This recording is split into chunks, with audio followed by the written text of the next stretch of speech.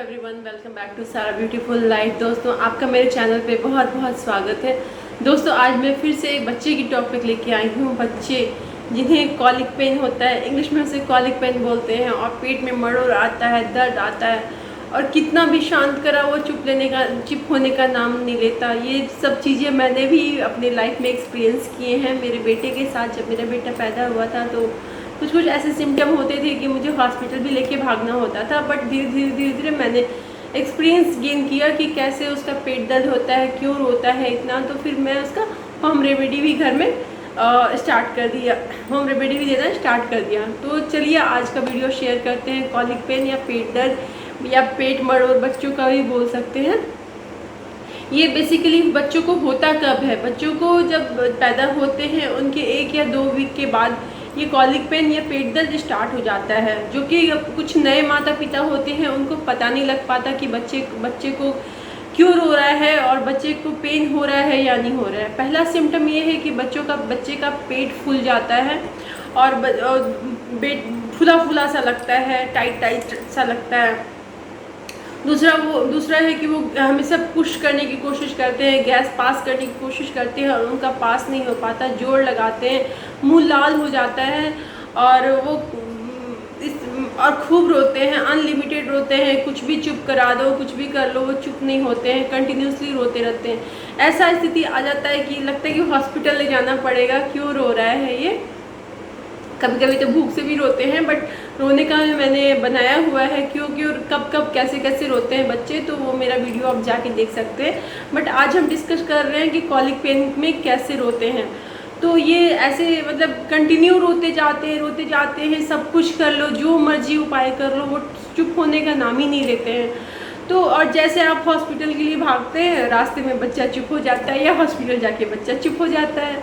तो ये बड़ा ही मतलब अनकंडीशनल उनका सिचुएशन होता है। और तीसरा, वो पर्टिकुलर टाइम पे भी रोते हैं। कुछ बच्चे शाम को रोते हैं, शाम उसको इवनिंग कॉलिक पेन कहते हैं। शाम के टाइम पे उनका रोना स्टार्ट हो जाता है, कुछ भी हो शाम में रोना स्टार्ट हो जाता है, क्योंकि उनका पर्टिकुलर टाइम बंधा हुआ होता है कि इस टाइम पे मतलब उनका पेन स्टार्ट होता है और वो रोना स्टार्ट करते हैं इवनिंग के टाइम पे। कुछ बच्चों का रात के टाइम पे होता है कि वो रात को रोते जाते, कंटिन्यू रोते जाते हैं। तो उनका टाइम अलग अलग, बच्चे का अलग अलग टाइम होता है कॉलिक पेन का। और सपोज कभी बच्चे को तो अचानक ही किसी भी टाइम से भी पेन होना स्टार्ट हो जाता है। ये डिपेंड करता है बच्चा टू बच्चे, क्योंकि सभी बच्चे अलग हैं, सभी बच्चे स्वीट हैं, सभी बच्चे का रूटीन अलग होता है, बिहेवियर अलग होता है। कुछ कॉमन चीज़ें होती है कि जो कि सारे बच्चों में होती है ये चीज़ें। तो पेट दर्द सभी बच्चों को होता है। रीजन ये होता है कि जब वो माँ का दूध नहीं पचा पाते बच्चे, और वो हम भी खाना खाते हैं वो, तो हमें भी गैस हो जाता है। तो बच्चों को भी जब वो 9 महीने पेट में रख के आते हैं बाहर और उन्हें दूध पीना होता है, माँ का दूध या फिर फार्मूला मिल्क या फिर कुछ तो गाय का भी मिल्क देते हैं। एनीवेज इट्स डिपेंड कि कौन क्या क्या दे रहा है। तो वो दूध एडजस्ट करने में प्रॉब्लम होता है और उससे गैस फॉर्म होता है। तो इस वजह से बच्चों को पेट में दर्द होता है। तो इसका मैं पहले ट्रीटमेंट चलो स्टेप बाय स्टेप बताती हूँ। पहला ट्रीटमेंट है बर्पिंग, डकार दिलाना। आप जब भी बच्चे को दूध पिलाएं, अपना दूध पिलाएं, फार्मूला मिल्क पिलाएं, व्हाटएवर, बच्चे को जब भी दूध पिलाएं, आप थपथपी कंधे पे रख के थपथपी करके आपको उसका पीठ सुलाना है। सपोज कि ये बच्चा है, ये थोड़ा बड़ा बच्चा है, तो ये थोड़ा ऐसे करके करना है आपको, कंधे से लगा के ऐसे उसके पीठ को ऐसे से सुलाना है, ऐसे सहलाना है, अच्छे से सहलाएं जब तक वो बच्चा डकार न दे। वो बच्चा ऑटोमेटिकली डकार देता है। कुछ बच्चे जल्दी डकारते हैं, कुछ थोड़ा लेट से डकारते हैं। ये आपकी पेशेंस के ऊपर डिपेंड करता है कि आपको कितने देर तक रखना है। आप जब तक बच्चा डकार ना दे, आपको कंटिन्यू आपको बर्पिंग कराना है, डकार दिलवाना है, सहला के, कुछ पिला के टहला दें या फिर घर पे ही राउंड मार दे 10 बार, चाहे 5-6 बार राउंड मार दे, तो बच्चा अपने आप वो डकार मार देता है। दूसरा है कि जब भी आप बच्चे को दूध पिलाते हैं तो गोद में रख के ही दूध पिलाएं, सो के कभी ना पिलाएं। याद रखें कि सिर थोड़ा सा ऊपर सा होना चाहिए। सपोज ये बच्चा है तो सिर थोड़ा सा ऊपर सा होना चाहिए, तब ऐसे दूध पिला सकते हैं आप। या तो बोतल का दूध पिलाएं या माँ अपना दूध पिलाएं, थोड़ा सा दूध सिर ऊपर ही होना चाहिए। ये दूसरा उपाय है। और तीसरा उपाय ये है कि घर में है जो कि किचन में ही, आपके किचन में बस जागिएगा बच्चा रो रहा है तो आप एक और काम कर सकते हैं। ये तो प्रिकॉशन मैंने बताया कि ये प्रिकॉशन कर सकते हैं। अब उपाय बता रही हूँ। पहला उपाय हमारे किचन में ही आता है जो कि हींग है। हींग का आप लेप लगा सकते हैं बच्चों को। मेथड बताती हूँ मैं कि हींग लें, थोड़ा सा गर्म पानी में उसको थिक पेस्ट बनाएं और नाभि के चारों तरफ लगा दें उस पेस्ट को। आप नाभि पे भी लगा सकते हैं, एकदम न्यू बॉर्न नहीं है, थोड़ा सा दिन का हो गया है बच्चा, एक 2 महीने का बच्चा हो गया तो नाभि में भी लगा सकते हैं, बट थोड़े नए बच्चों को नाभि में नहीं लगाना है। नाभि के चारों तरफ लगा सकते हैं लेकिन नाभि के अंदर नहीं लगाना है, ठीक है। तो हींग का गाढ़ा पेस्ट बना के नाभि के चारों तरफ लगा दे, विदिन मिनट बच्चा को आराम मिल जाएगा, बच्चा चुप हो जाएगा। तीसरा ये है कि दूसरा ये है कि आप बच्चे को जो भी थोड़ा बड़े बच्चे हो जाते हैं, आप दूध में थोड़ा सा हींग डाल के उसको अच्छे से गला ले। उस हींग को प्योर हींग होना चाहिए, अच्छे से उसको गला ले, एकदम मिक्स कर ले। जब हींग मिल जाए दूध में तो उसको आप दे सकते हैं मुंह में डायरेक्टली बच्चे को। थोड़ा बड़े बच्चे को मैं बोल रही हूँ, लाइक 4-5 महीने या 6 महीने के बच्चे हो जाएं तो उनको आप डायरेक्ट हींग मुंह में दे सकते हैं, कोई इशू नहीं है। मैं भी अपने बेटे को देती थी। मेरा ये बेटा काफ़ी परेशान करता था, अनकंडीशनल रो रहा है, कुछ भी कर रही हूँ, घुमा रही हूँ, फिरा रही हूँ, कुछ भी कर रही हूँ, चुप होने का नाम ही नहीं लेता था। तो फिर जाके कई बार तो हम तो डॉक्टर के पास भी पहुंचने का कोशिश की, बट मेरी सासू माँ थी, उन्हें बहुत नॉलेज था, तो वो कुछ ना कुछ ये सब दे हो के हींग वगैरह दे के अपना वो करके अपना वो शांत करा देती थी।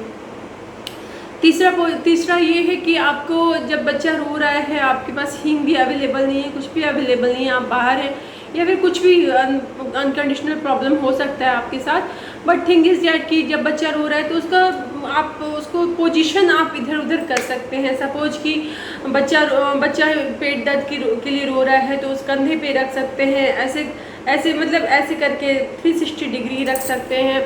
बच्चे का कंडीशन मतलब बच्चे का पोजीशन चेंज करिए, उसे उल्टा सुला दीजिए और इस तरह से बच्चे को आराम मिलेगा और वो बच्चा रिलैक्स फील करेगा। थोड़ा टाइम लगेगा इसमें, बट थोड़ा देर में रिलैक्स फील करने लगता है बच्चा।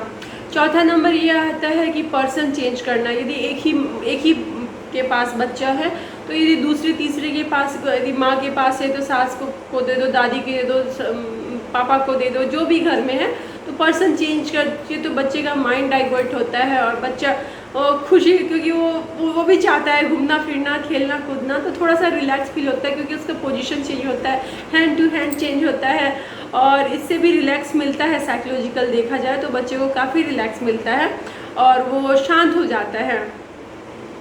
और पांचवा है कि बच्चे का एक्सरसाइज। मेरे कुछ मालिश वाले वीडियो में छोटे बच्चे का एक्सरसाइज मैंने बताया है कि बच्चे का एक्सरसाइज कैसे करते हैं। तो वो बच्चे का एक्सरसाइज, उसे जिम में नहीं भेजना है, उसे पार्क में नहीं भेजना एक्सरसाइज के लिए, उसके घर में नहीं भेजना है, दौड़ाना नहीं है उसको। उनका एक्सरसाइज अलग होता है जो कि मेरे पिछले वीडियो में है, और जाके देखिए बच्चे को एक्सरसाइज और मालिश कैसे करते हैं, उसमें सब कुछ है। दोनों बच्चों को हाथ को मोड़ के, पैर को मोड़ के एक्सरसाइज मैं कोशिश करूँगी तो क्लिप भी ऐड कर दूँगी इसके लास्ट में। तो एक्सरसाइज कराना है बच्चे को, उससे भी रिलैक्स मिलता है बच्चे को गैस से, उससे भी रिलैक्स मिलता है। और 5वें नंबर पे आता है मालिश। बच्चे का थोड़ा सा पेट पे मालिश करें, हल्के हल्के हाथों से। मालिश बहुत ज़रूरी होता है बच्चों का। पहले भी लास्ट में भी मैंने बता रखा है कि बच्चों का मालिश बहुत ही ज़रूरी होता है। मैं समझ सकती हूँ माता पिता जो कि वर्किंग है, जिनके पास टाइम नहीं होता है, और सच में टाइम नहीं होता है, लेकिन फिर भी हमें टाइम निकालना पड़ता है अपने बच्चों के लिए और मालिश करना पड़ता है।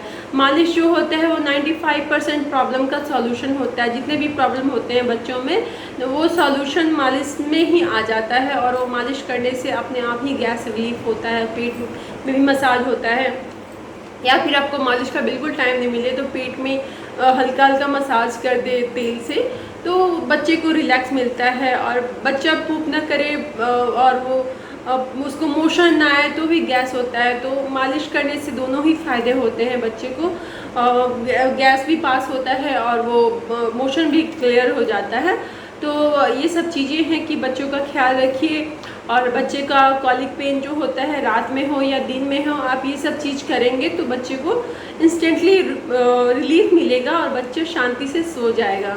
और माँ से मैं रिक्वेस्ट करूँगी, जितने भी माँ हैं बच्चे का, यदि आप दूध पिला रहे हैं तो डेली अजवाइन का सेवन करें। अजवाइन का थोड़ा सा नमक डाल के, उससे क्या होता है कि जो भी आप खाते हैं, जो भी आप खाते हैं वो आपको गैस, अजवाइन जो होता है आपको गैस रिलीफ करवा देता है।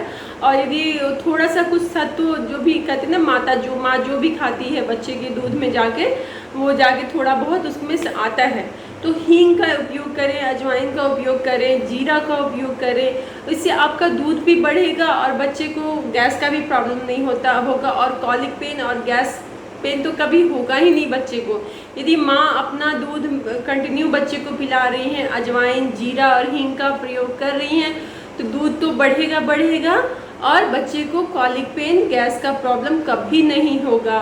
ये मैंने खुद किया है अपने बच्चे के साथ। मैं कंटिन्यू 6 महीने तक अजवाइन का सेवन की हूँ और मेरे बच्चे को कभी गैस का प्रॉब्लम नहीं हुआ है। हाँ, 1-2 बार हुआ है, मैंने पहले भी बता चुकी हूँ कि 1-2 बार हुआ है, जो कि मैं कभी कभी स्किप कर देती थी खाना, लापरवाही कर देती थी खाना।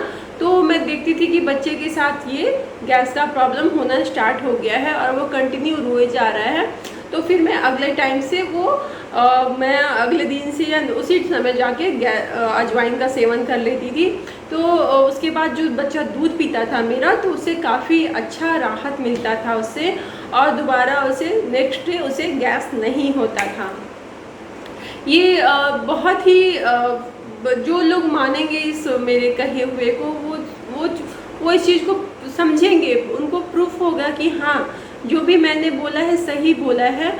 और बिल्कुल ही मेरा खुद का एक्सपीरियंस है और मेरा खुद का मतलब माना हुआ है कि ये चीज़ें सब कुछ मेरे साथ सही हुआ है, तभी मैं आपको बता रही हूँ।